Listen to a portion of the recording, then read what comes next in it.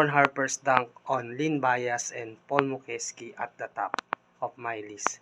This is because I was so impressed by Ron Harper's because he dunked against a 7-footer in an open court, and of course he dunked against the great Lynn Bias, the soon-to-be NBA greats at that time. But unfortunately, Lynn Bias died before he played in the NBA.